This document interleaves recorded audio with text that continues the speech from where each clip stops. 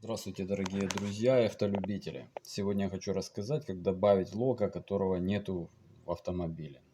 Например, вам нужно добавить лого автомобиля, которого нет. Заходим в систему. Кстати, это относится к модели T3. Другие модели это может быть по-другому. К примеру, модели V1 Pro это вообще невозможно. Так, для этого нужно найти настройки автомобиля, выбрать стандартный, а не расширенный пароль. Это 4 восьмерки.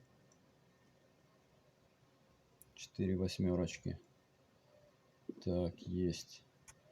После чего мы с вами можем зайти, проверить по лого. Вот здесь вы выставляете лого. И как видите, данному модели нам не хватало Volvo. Соответственно, мы добавляли Volvo. Как это делается, сейчас покажу. Тут есть не все модели. И только выборочные. Поэтому нужно вернуться назад. Зайти в выбор модели. И здесь есть возможность, не подключая CAN bus, выбрать необходимый логотип. Что вы для этого делаете? Вот я выбирал Rise, Volvo. В принципе, можно выбрать снова Rise. Снова выбрать автомобиль, которого вы не знаете. Вот, к примеру, здесь точно нету логотипа Baojin. Как его взять? Мы выбираем модель любую. Выбираем конфиг, паблик.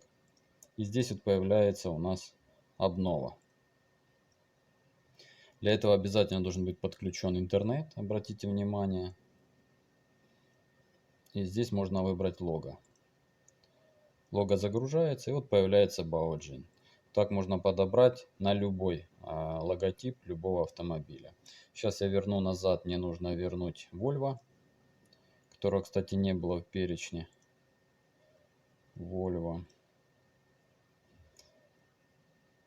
К сожалению, нельзя добавить собственный логотип.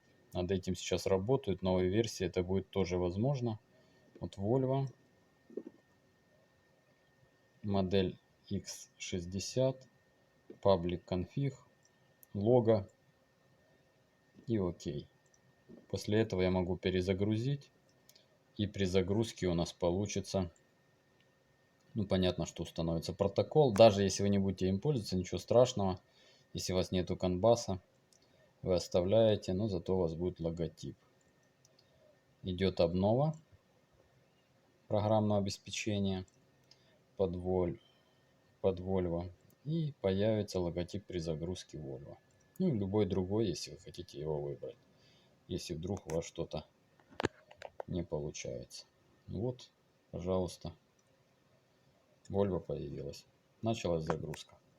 До встречи, дорогие друзья. Надеюсь, это поможет и автолюбители станут более уверены с управлением данных магнитол.